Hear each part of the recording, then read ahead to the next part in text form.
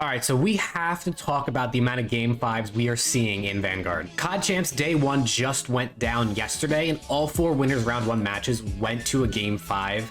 And it's absolutely insane how many game 5s we've been seeing, and I want to talk about it. So if we head on over to the CDL website, you can see here, obviously, all of these matches went to a game 5. Now, how many of them went to a round 11? Well, Seattle only went to 9 rounds against London, but still game 5 and a deep game 5 SND. We saw Boston and LAT go to a game 5 round 11.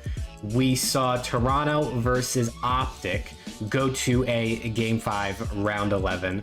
And we also saw the Atlanta FaZe versus New York Subliners go game 5. No round 11, but we did see a game 5. So 4 game 5s out of 4 matches on for the first day of championship weekend. Also, they must have just started adding stats onto this page. I've never seen this before, so shout out to CDL for actually starting to add this kind of stuff. If we head back over to Major 4, you can see here a load of game 5s. I believe there's 8 here of game 5s. And I just kind of wanted to show you how many game 5s we've been seeing this year. I mean, if you just look down here, there's actually a lot of 3-0s on this one, but we've been seeing a ton and a ton of game 5s throughout the entirety of Vanguard, and now during championship weekend, we're really seeing this come out as one of the biggest storylines so far. Now, why might we be seeing so many of these game 5s and these game 5 round 11? In regards to champs, the number one reason we might see something like this is the top 8 teams in the league. So hypothetically, you take out those bottom 4, we weeded those out throughout the entire year, and now you're left with the strongest 8 teams, which I do believe are by far the strongest teams.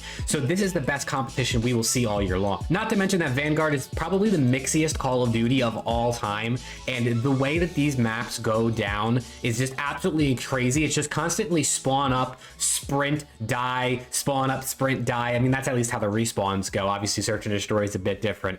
But the way this game works, and you've heard all the pros and every streamer and anybody who's involved in the CDL and watching it and playing it talk about this, that this game is just absolutely insane. Now, don't get me wrong. Game 5s are the most fun thing to watch in Call of Duty, in my opinion. There's nothing better than a game 5, especially a game 5 round 11, where it all comes down to one round. I mean, literally, when you think about it, Chance said this on the broadcast at the end yesterday, but he said, essentially, we only need to play one map. Let's just play one search and destroy to decide every series, because that's literally what it comes down to.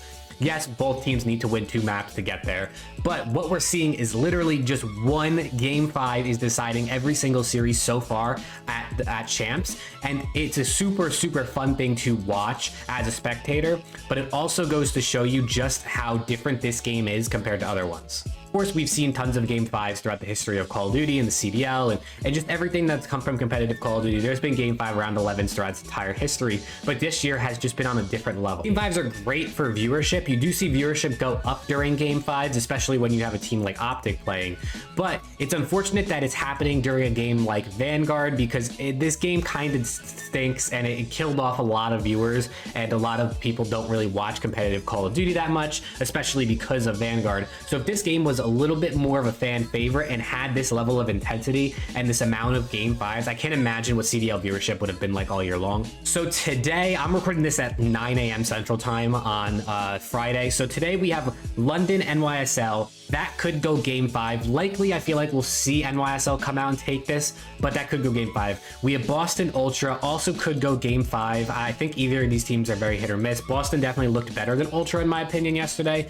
Atlanta FaZe Surge has been a great series all year long. Probably will go game 5. Thieves Optic could be a really great series as long as Optic continues to play as well as they started to look yesterday. That could go game 5. We could literally see 4 more game 5s today, and I would not be surprised. If we take a brief look at the bracket, whoever wins today out of FaZe Surge and then Optic Thieves guarantees himself a top 3 spot at this champs, which is super interesting because they'll face off in winners finals. Loser will go down to elim finals, so that'll guarantee them top 3. And then we're also going to see 2 teams eliminated today. The first teams eliminated at champs, so Subliners, Ravens, Ultra, Breach. It's going to be super interesting to see if and which one of these teams get eliminated. At the beginning of the year, if you told me that Subliners and London would be facing off in elim round 1, I would have laughed at you because Subliners were terrible and Ravens were a top 3 team. And then Breach Ultra, honestly, I might have believed you on that one.